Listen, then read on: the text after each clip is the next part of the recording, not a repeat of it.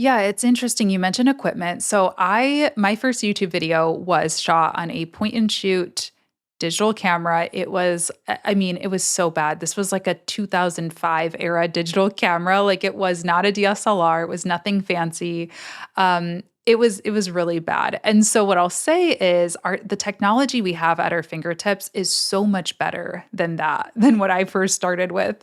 So I always encourage people to just start with what you have. If you have an iPhone or like a Google Pixel, any of these camera phones with really good cameras, you can start a YouTube channel.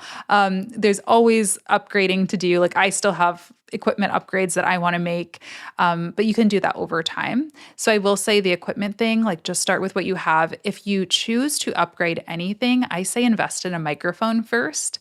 I think people will really forgive like iPhone quality video, but sound is really important to people. They won't forgive bad quality sound quite as much. So if you want to make an investment, invest in a microphone, start with your iPhone and just get started.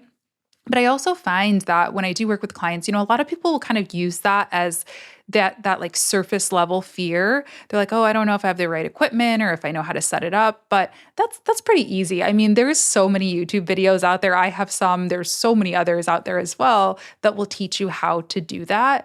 I find it's usually more of an internal fear, actually, like when you really Mm. dig deep down of, we look at YouTube as a more authoritative platform. Like people really have to know what they're talking about on that platform. And it's full of experts and really smart people. That's kind of the perception of YouTube.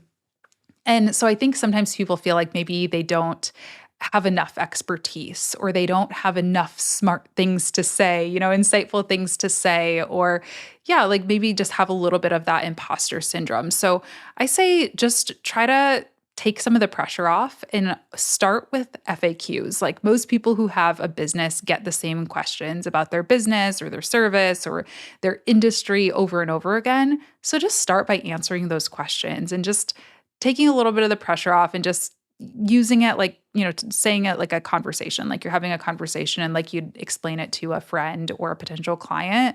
And yeah, just start. Everyone is a beginner once, so you don't have to be perfect by any means.